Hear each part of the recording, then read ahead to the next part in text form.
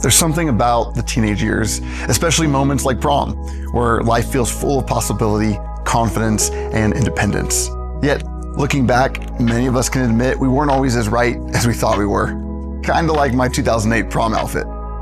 We gave our attention, energy, and even identity to things that ultimately didn't last. The sobering truth is that this tendency doesn't always disappear with age. As adults, we can still give our hearts to things that promise fulfillment, but fail to deliver.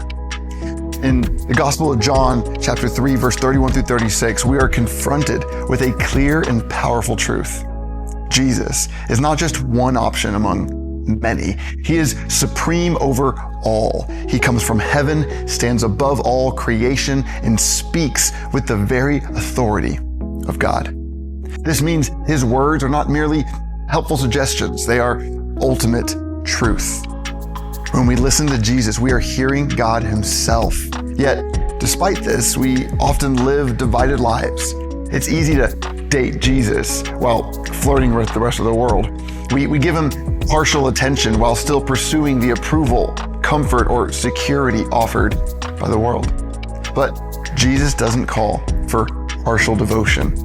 He calls for what could be described as spiritual monogamy, a wholehearted, exclusive commitment to him above all else.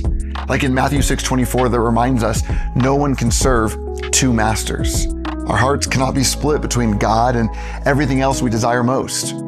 This is a call to full devotion, and it's rooted in who Jesus is. He is not only superior to humanity, but is also fully God, united with the Father and the Spirit.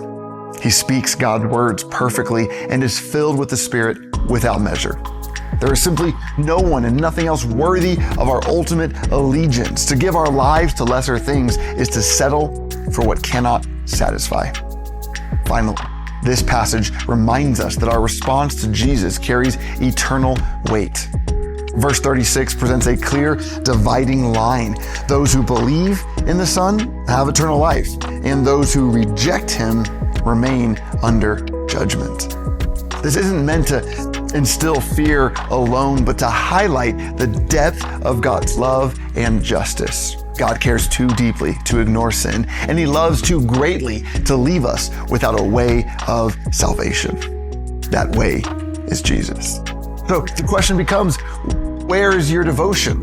If you were to add up your time, your energy, and your focus, what would it reveal about what you truly value? Following Jesus doesn't mean abandoning everyday life. You don't have to go become a monk somewhere. It means bringing Jesus into every part of your life. Every relationship, responsibility, and opportunity becomes a place to center your life around him.